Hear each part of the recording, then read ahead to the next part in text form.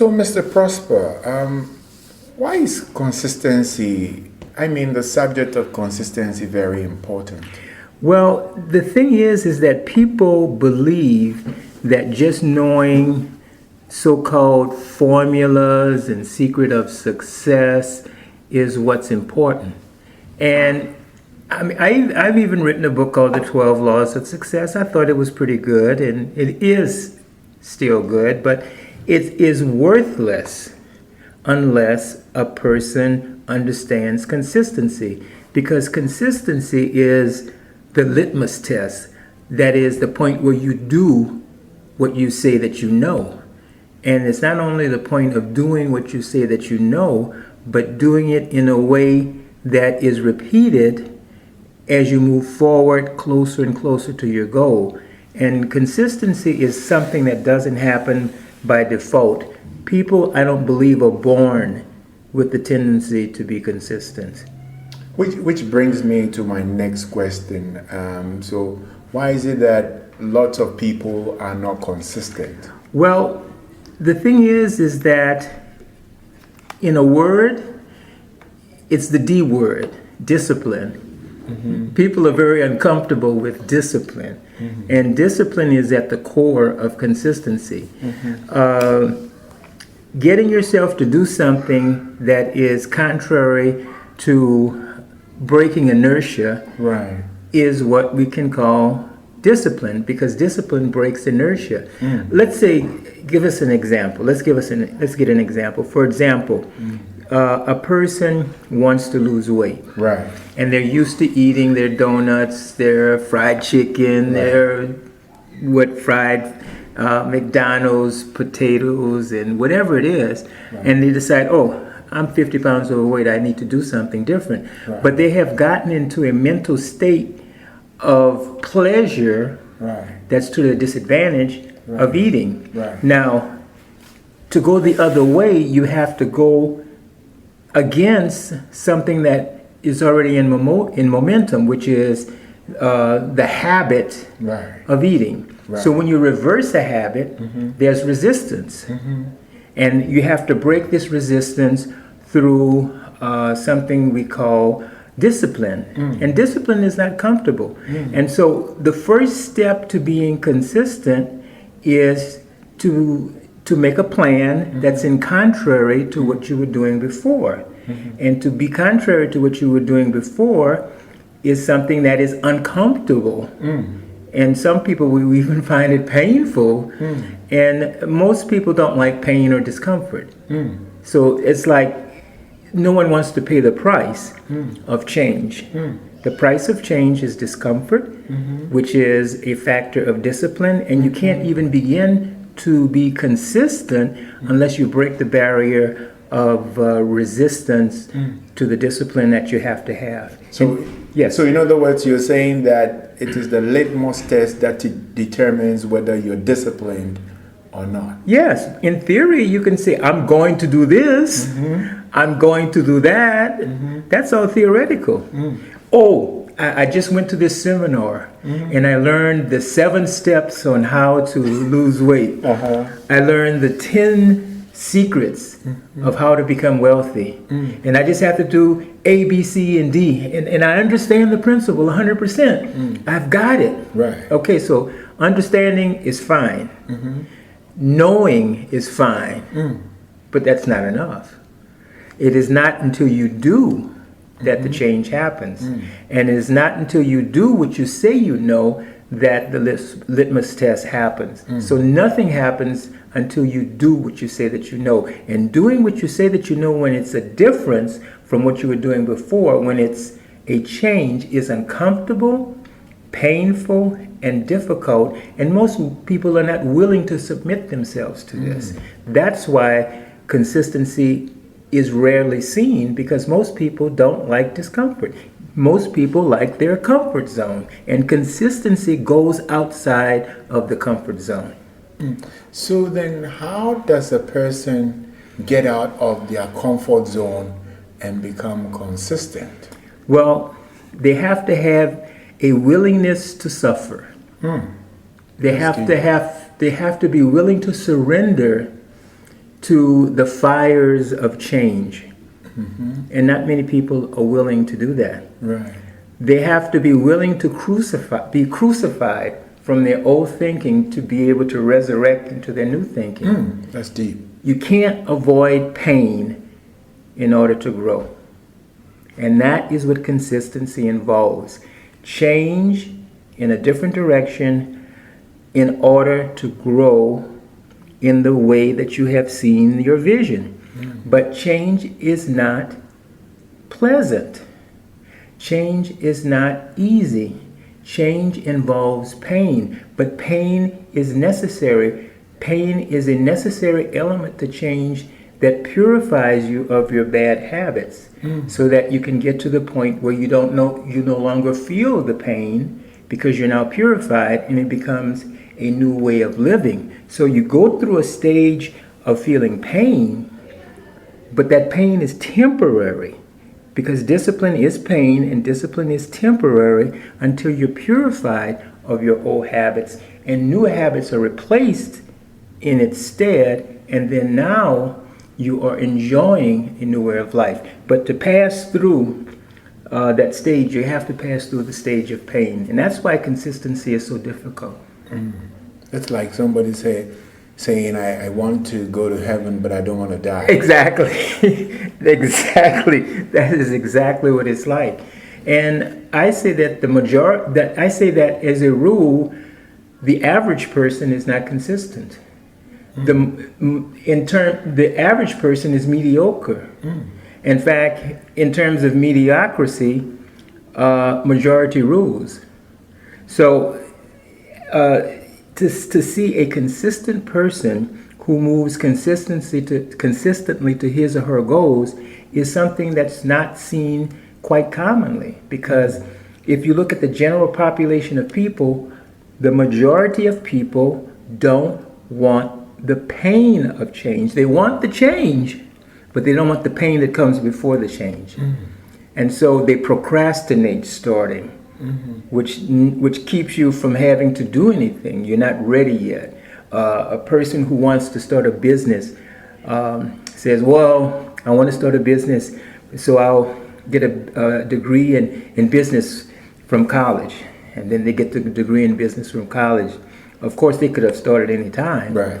But they say, oh, no, I'm not ready. I need an MBA. I need a Master's of Business Administration. Then I'll be ready. Right. They get that. And they say, well, I'm not quite ready yet.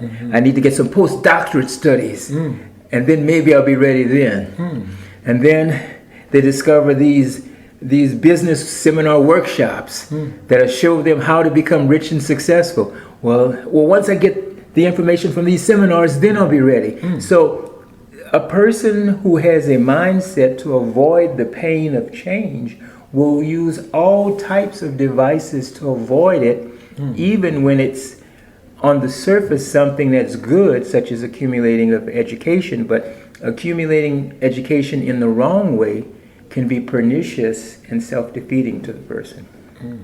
Interesting. So then again, it brings me back to my question of wanting to be consistent is one thing, and trying to stay consistent is another thing. How does a person stay consistent? It is predicated on why a person wants to be consistent in the first place. The why of change has to be greater than the what must be done in order to change. For example, you want to have your family with a better life.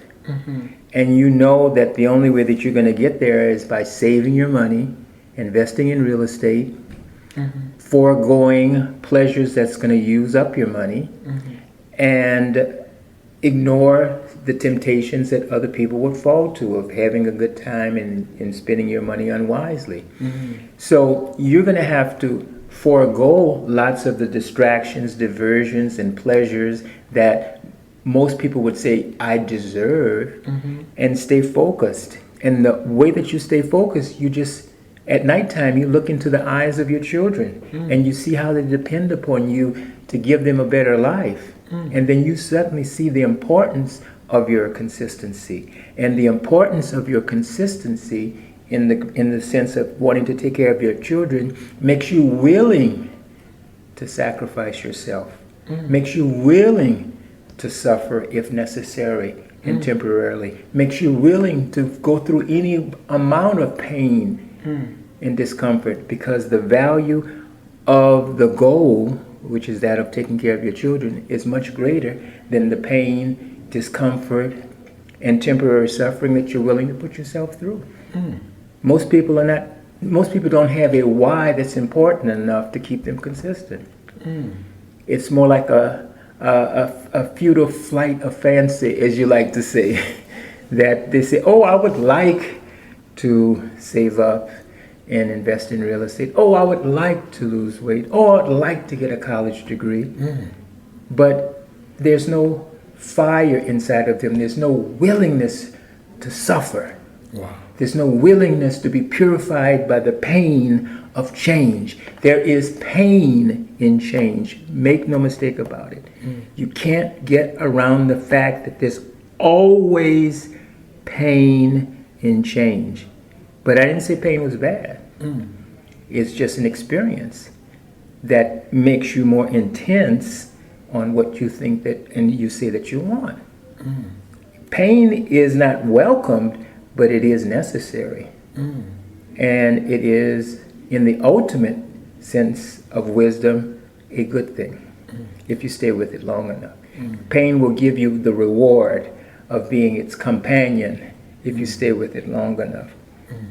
So can we definitely say that the subject of consistency is one of the most important elements that distinguishes a successful person from an unsuccessful person? Absolutely, positively. In fact, a person who is consistent, let's back a bit. If a person doesn't have a plan, but if a person has the intention to achieve something, even without a plan, the consistent focus of the intended goal will lead the person to the ways and means of following the plan. So without consistency, you don't continue forward to see what it is that you need to do next. People who sit back on their laurels and rest back on their high chairs, intellectualizing all of the formulas and plans that need to be done, that need to be presented out to them into the far distant future before they'll take any steps, are the people who are cowards. Because the people of courage step out, and as the Bible says, they move on faith and not by sight. So that this kind of consistency allows them to continue to move forward even without a plan, even without a formula, even without all of the motivational teachers and the motivational books and tapes and audio things. I have come to the conclusion that most motivational speakers are totally unnecessary, including me. If you're really intent on following your dream, your passion, and willing to do what it takes, and willing to surrender to the pain of change, you don't need anybody for that. A little orientation might be good, but in the ultimate final analysis, the only person that you need is you, your willingness, and your ability to take action repeatedly, again and again and again and again, relentlessly, non-stopping, and you will reach the point that you see in your vision. Wow. So I see that from your discussion, consistency is the fine thread that weaves through, all successful endeavors. All successful people, if there's one thread that you see, as I've studied some of the most successful people around, is the fact that they continue. First they get the vision, and then they start to move quickly with it. They don't wait. They don't procrastinate. They don't they don't need any more inspiration other than the vision that they have, and they move quickly with it, and they move quickly and they continue to move. Listen to what I said. They not only move, I didn't say they move and they stop. I didn't say they move, they stop, they think, go to a seminar, read a book, study, analyze, think again. I didn't say that. I said they move and they continue to move. That formula, if there is a formula, the ability to move and continue to move is the definition of consistency, and it is the guarantee of success, because success can be defined by consistent movement toward that which you see and feel in your heart. I like that. So that is exactly how it works. So then it brings me back to the question of, say, a person who wants to lose, say, about 30 pounds, and they say they want to exercise, and say on Monday they fail to go to the gym and eat properly, and then suddenly on Friday they said they want to do all the workout that they have lost. Is that possible? No, because you can't replace time. Once time has been lost, it's lost. You can't replace yesterday, because yesterday is not there. Today is just a new day, but you're not adding on to a day that you never did. So there's no such thing as replacing a day. It is like you call it, a futile flight of fantasy. As we've said many times, it's a futile flight of fantasy. It's like we talked about savings. You and I have had this discussion many times. If a person says they want to save $500 a month, so they say 500 this month, 500 next month, that's 1,000, 500 next month, that's 1,000, but they skip a month, and they skip another month. Okay, and they say, I'm going to make up for placing $1,000 the following month. No, you're not going to make it up, because if you're saying that if you're saving $500 a month for 6 months and you skip 3, you only have $1,500. You're supposed to have $3,000. So even if you replace 500, you're not going to have $3,500. You're still going to have $2,000. Right. So you can't replace money, because that is not the same money. And you can't replace a day, because it's not the same day. So people who allow themselves the illusion that a day can be wasted is missing out on the understanding of how consistency works. You can't, every day is the day that counts. And if you miss it, you're starting all over again the next day. But every day counts. And this is what keeps a person moving forward. But it is the doing that creates the success, not the knowing that creates success. People have it backwards. People think that the more they know, the more successful they'll become. I say the more you do, the more successful you become, because you know and discover the right things, instead of the formulas that are artificially placed that don't even fit with your life many times. You have to have custom-made plans that develop themselves as you go along. And you can only do this by consistently moving forward. Consistently moving forward. And that's the way that things happen. Consistency, I think people who are consistent probably are about consistent in everything that they propose. Maybe if I'm 5%, 10%, that might be optimistic. But consistency, like anything else, is an acquired trait. I think it is an acquired trait. We're not born with it, but we develop it over time. We understand its importance, and because we understand its importance, we give ourselves to it completely. So we don't kid ourselves in giving it less importance than it has. So the more we're consistent, the more we're successful, and the more we understand that consistency and success are interchangeable and inseparable.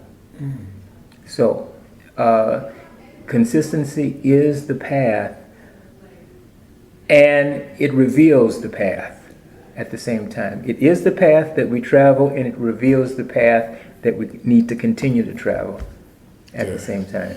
Can you give us a little bit of a historical perspective about how you arrived at the idea that consistency is so crucial to our endeavors as people? Me personally? Well, I realized that I can just say in my particular case that consistency is about doing versus about knowing. And when I say versus knowing is the accumulation of knowledge. Knowing is the getting ready to do something. It's knowing something, needing to know something is the getting ready to do something before you actually do it. Right. I spent a lot of my time years ago accumulating knowledge, getting ready to do, getting ready to act, until it was just, I don't know if it was one day I realized, but suddenly I realized that this getting ready to act is not acting. So I'm going like, who am I kidding? That's deep. Who am I kidding? This getting ready to act is not acting. So why am I postponing the thing that's going to make me successful? I just began to act and then learn by doing. Learn as I went along. And once I discovered it worked with a business enterprise, when I went back to graduate school, and when I did certain things that I had postponed and it worked, when I learned how to get into physical shape, and I just went and I did it without extreme preparation, knowledge, consultation, seminars, books, meditating, and all the visualizing and all that stuff, which is fine. But if you do too much of it, it still postpones you from taking action.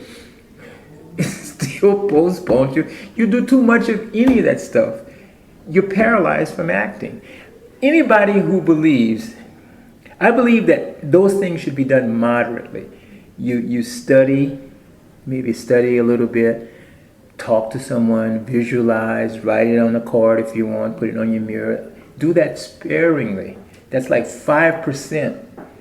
The 95% is taking action. Most people have it backwards. They spend 95% of their time visualizing, meditating, affirming, writing on index cards, going to seminars, reading books, and just the analysis, the paralysis of analysis. They just do this so much until they get into this state where it's never enough. That's the problem. When you start accumulating knowledge to that degree, you get to the point where it's never enough. You're not ready because there's another book that's coming out next year. You're not ready because there's another workshop that's going to be held in 3 months. So you're never ready. I told you about my friend Winston, who developed a very successful dental lab. He used to work for me. He was like 22, didn't speak any English, came from Ecuador.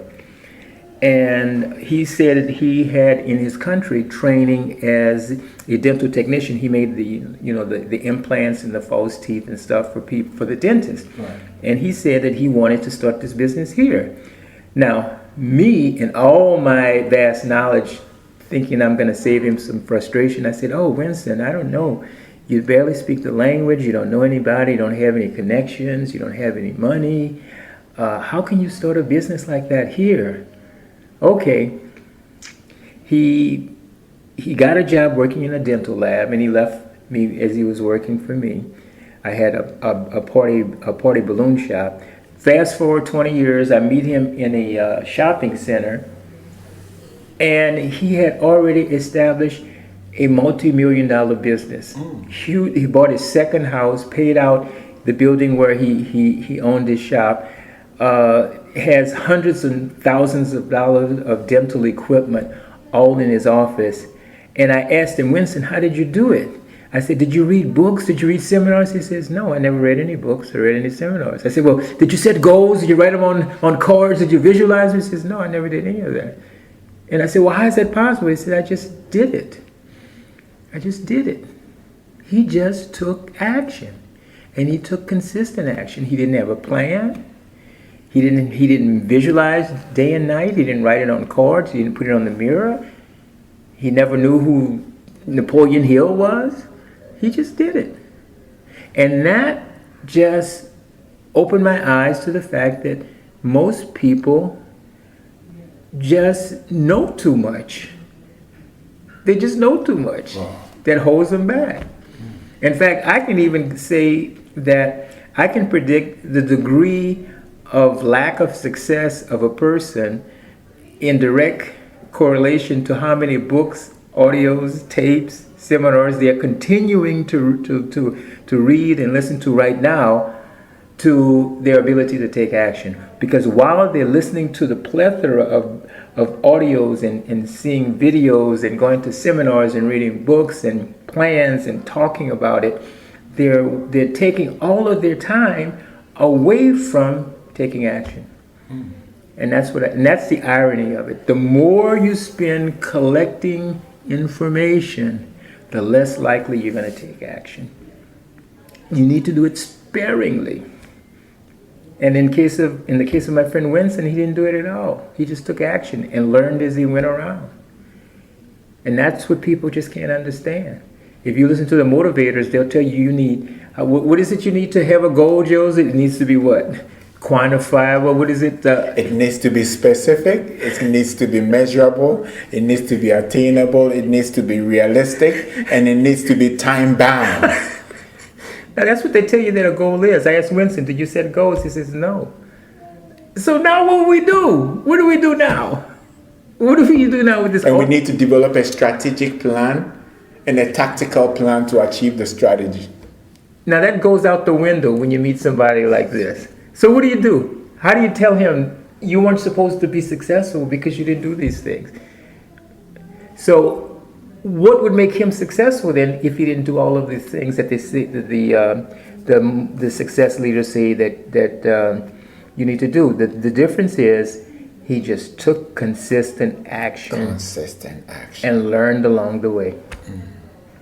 And life gave him the plan as he went along the way. That is what I have discovered is the way it works. Most people don't want to do this. Most people need the comfort and security of having somebody tell them these are the steps that you need to take. And it may be different for every individual, just like our fingerprints are different. It is different from every individual. I mean, it's like this guy, Nick Nujasek. He's this guy who was born without arms and legs. Now, can you imagine if he gave us a seminar on how to be successful? What? I'm going to have to divest myself of my arms, my legs, because that's how he did it. So we can't follow the exact formula of anybody because everybody is so different. And so the thing is that success formulas don't work. I'm sorry. Success formulas don't work. They just don't work. They might be interesting and entertaining, but they don't work because there's no one size fits all a success formula pattern for everyone at all times of their life. The success formula for me at age 20 is not the same success formula that would work for me now in past 50. It is not the same formula.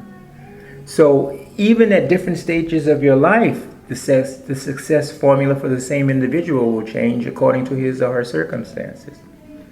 A success formula for a single person is going to be different from the success formula from a man with a wife and 2 kids. Would you agree? I couldn't agree with you more. So we can't have a one-size-fit-all success formula.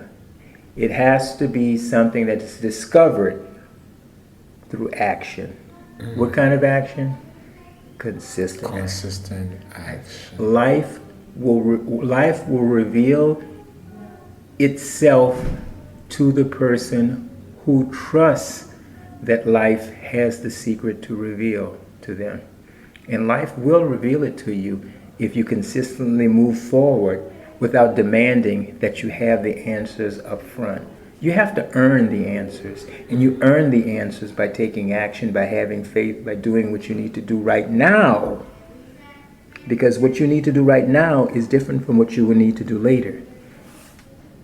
And it evolves out of what you do now. You don't even know what you need to do later because you haven't done what you need to do now yet. So there's no such thing as a success formula. So that what I'm getting here is that all motivational speakers attempt to create a wave. They attempt, yes, and you can, as you said before, you can ride the wave, but you can't create the wave. And as I say, that no one can create light in you. If you don't come with the spark, no one can give you the spark of light. Light comes from God, and however you may define all that is, the organizing intelligence of the universe. God gives the spark inside the person that goes, maybe my life could be different if I take action. That's the spark. Now, the motivational guru, whoever you might call, comes with his bellows and blows on that spark until it becomes white hot. But if there's no spark there in the beginning, he could blow and blow against it, but nothing happens. Like if I go to a supermarket and slice open a bag of charcoal from the shelf and I blow the bellows on it expecting for it to grow white hot.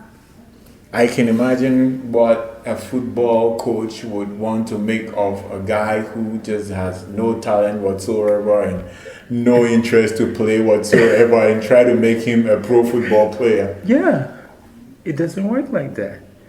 It doesn't work. Some of the people who delude themselves the most are therapists, many teachers, social workers, counselors, who believe that they can give light and give spark or give hope to a person. That is not given from one human to another. That's something that comes from the person's inner experience with him or herself as to how they relate to God, because God infuses us with the hope that makes us go, I need help. When the person feels I need help, then the teacher appears. When the student is ready, the teacher appears. It's not the other way around. So motivation happens from within first, and it may start as a little spark. And if anyone will help the person, they will fan what's already there. The person comes to the teacher already with the spark and saying, show me how I can heat this up.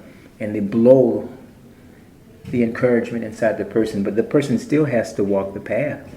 This person still has to take the action. The teacher can blow the inspiration and fan that fan of white heat hotter and hotter, but that person still has to walk the walk by himself. He still has to walk his own path. The teacher will heat him up, and the teacher will go the other direction, and the person still has to walk along on his path.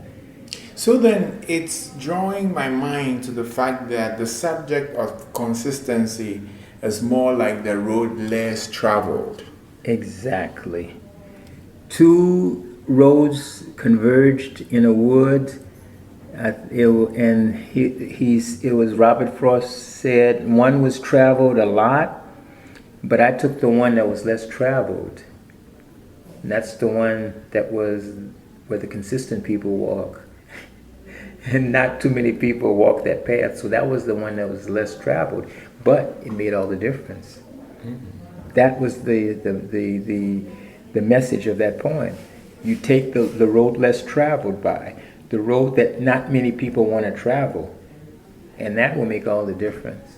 So I would say in conclusion that to be consistent, you must have something, a vision of something that you are moving toward that's much more important than the discomfort that you need to go through to get you there. The value of that which you seek has to be greater than the temporary pain and discomfort that you will need to pass through in order to get there. And you have to be willing to do it, which is the litmus test. You can say you're willing, but it's not until you do that the litmus test is proven and is passed. So theory is one thing, understanding is another, but it is not until you do that things happen. So I think that with this, we will conclude for today. I really enjoyed talking to you, my good friend, and until the next time. And I want to thank you for giving me the opportunity to interview you and to learn from you as well. It was my pleasure. I had no idea what I was going to say. I learned a little bit myself. Thank you, sir. Thank you.